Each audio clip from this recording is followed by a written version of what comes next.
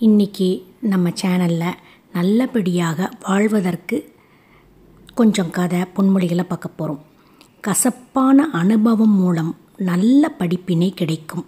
யாரையும் பழிவாங்க நினைக்காமல் மன்னிக்க பழகலாமே. எப்போதும் சாதகமான சூழலே அமையும் என எதிர்பார்க்காதீர்கள். முட்டாள்கள் தீயவர்களிடமிருந்து தனியே நில்லுங்கள், தள்ளியே நில்லுங்கள்.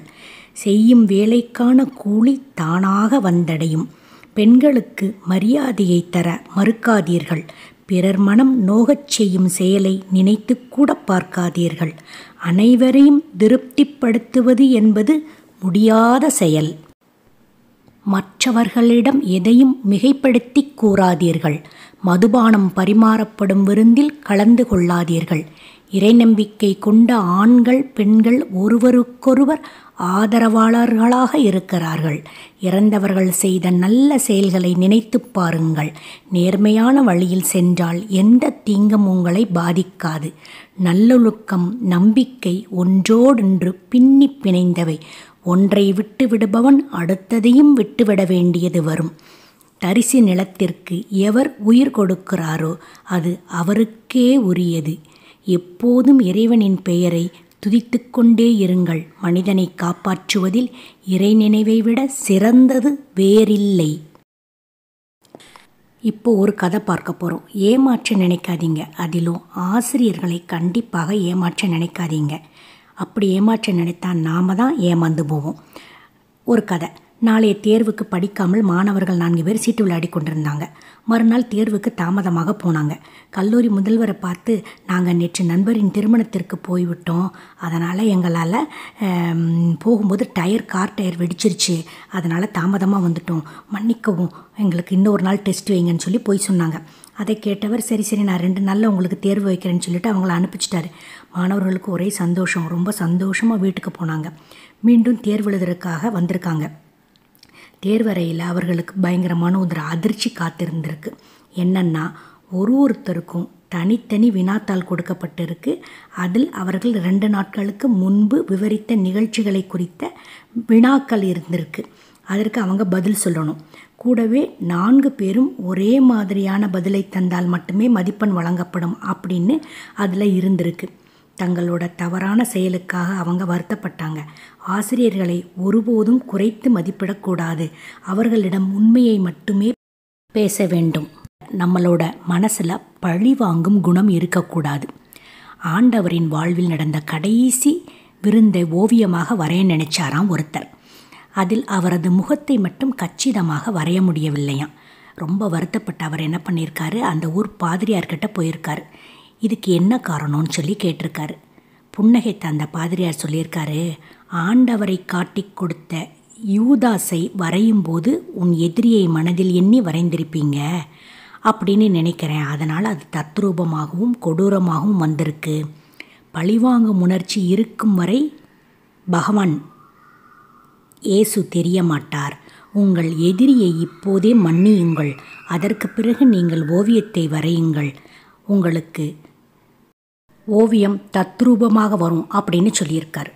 இப்போது நாம் ரொம்ப உறுதியாக இருக்கணும். பிரார்த்தனை செய்வதிலோ, ஜெபம் செய்வதிலோ, ஆண்டவனை நினைப்பதிலோ, பகவானை நினைப்பதிலோ, இயேசுவையோ கிருஷ்ணரையோ துதிப்பதிலோ உறுதி வேண்டும். மிகுந்த பக்தி உள்ளவள் ஜூலிங்கிறவ. இன்பத்திலும் துன்பத்திலும் அவ எப்பவும் ஜெபம் செஞ்சுட்டே இருப்பாளாம். ஒரு நாள் என்ன பண்ணியிருக்காங்க, எல்லாரும் அவங்க ஃப்ரெண்ட்ஸோட படகுல போயிருக்காங்க. ரொம்ப பலமாக காற்று வீசியதான். எல்லோரும் ரொம்ப பதறி போய் பயந்து போய் கத்தியிருக்காங்க. உடனே இந்த ஜூலி என்ன பண்ணியிருக்கா, காற்றே நாங்கள் சுவாசிக்கும் விதத்தில் மிதமாக வீசுவாயாகன்னு சொல்லிட்டு பிரார்த்தனை பண்ணியிருக்கா. கொஞ்சம் நேரம் கழித்து அந்த காற்றோட வேகம் தணிஞ்சிருச்சான். அப்புறம் அருகில் இருந்தவர்களிடம் சொன்னாலாம், பிரச்சனைகளை கண்டு பயப்படாதீங்க, இது போல் ஒரு சம்பவம் ஆண்டவர் வாழ்விலும் நடந்திருக்கிறது, ஜெபத்தால் அவரும் தீர்வு கண்டார்னு சொல்லி ஆறுதல் சொல்லியிருக்கா. ஸோ உறுதியான பிரார்த்தனை நமக்கு கண்டிப்பாக பலன்களை கொடுக்கும். அதே மாதிரி நம்ம உயர்ந்த மனிதனை மாறணும்னா என்ன செய்யணும்? இலக்கியவாதியான ரூட்யார்ட் கிப்ளிங்கை ஒரு பத்திரிகையாளர் சந்திச்சிருக்கார்.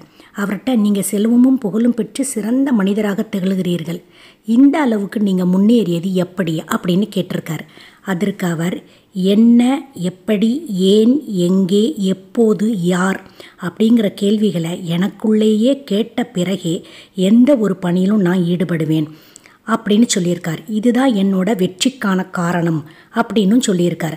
அவரைப் போலவே கேள்விகள் கேட்டு செயல்படுங்கள், நீங்களும் உயர்ந்த மனிதராக கண்டிப்பாக மாறுவீர்கள்.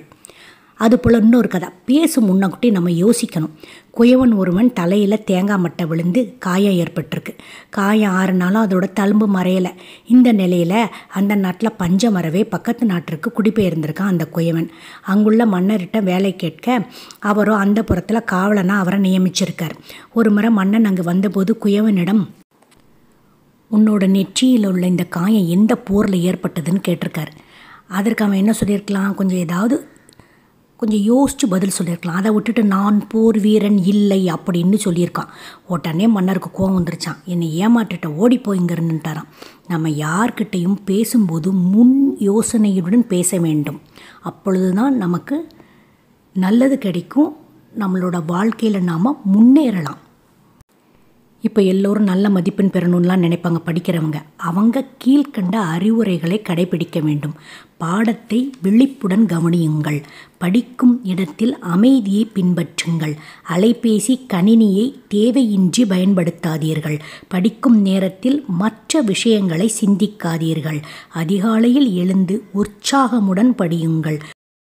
புரிந்து படிப்பதே வெற்றிக்கு வழி. சந்தேகம் ஏற்பட்டால் ஆசிரியர் சக நண்பர்களிடம் கேட்டு தெளிவு பெறுங்கள். அடுத்ததாக ஒரு கதை. இப்போ நான் முன் யோசனையோடு இருக்கணும்னு சொல்லிட்டு ஒரு கதை சொன்னேன் இல்லையா? இப்போ ஒரு நரி எப்படி முன் யோசனையாக இருந்து தப்பிச்சுது அப்படிங்கிறத பார்க்கலாம். உணவிற்காக அலைந்த சிங்கம் ஒன்று என்ன பண்ணிச்சு, வழியில் ஒரு குகையை பார்த்துச்சு. உணவு ஏதும் கிடைக்காததால் சரி நம்ம குகைக்குள்ளே இருப்போம்னு சொல்லிட்டு குகைக்குள்ளே போய் படுத்துக்குச்சு. விலங்குகள் ஏதாவது வந்தால் நம்ம சாப்பிட்லான்னு நினச்சிட்டு இருந்தது. அந்த பக்கமாக ஒரு நரி வந்தது. தன் இருப்பிடமான குகையோடது உள்ளே தான் சிங்கம் படுத்திருக்கு. அதுக்கு அது தெரியல. வாசலில் பார்த்தா காலடி தடம் இருந்தது. ஓஹோ, சிங்கம் இருக்குமோ அப்படின்னு நினச்சிது. சரி, எப்படி நம்ம இதை உறுதி செய்ய நினச்சி ஒரு ட்ரிக் யூஸ் பண்ணிச்சு முன் யோசனையோட. குகையே, என்னை கண்டதும் ஏன் வழக்கம் போல பேசவில்லை அப்படின்னு கேட்டுச்சு நரி. உடனே சிங்கமும் ஓஹோ நாமும் பேச வேண்டுமோ, அந்த குகம் டெய்லி பேசும் போல இருக்க நரிட்டேன்னு சொல்லிட்டு, வாருங்கள் நரியாரே, தாங்கள் ஏன் தாமதமாக வந்துள்ளீர்கள் அப்படின்னு கேட்டுச்சான். நரி தப்பிச்சா போதுமடா சாமின்னு ஓடி போயிருச்சான். முன் யோசனையாக இப்படி ஒரு அழகான ஒரு கேள்வியை கேட்டு எப்படி நரி தப்பிச்சுக்கிச்சு பார்த்தீங்களா? இன்றைக்கி நல்லதாக 4 விஷயத்தை பற்றி நம்ம தெரிஞ்சுக்கொண்டோம் இல்லையா? அடுத்த ஒரு சூப்பரான பதிவில் உங்களை நான் சந்திக்கிறேன். அது வரைக்கும் காத்துக்கிட்டுருங்க. டாடா பாய்.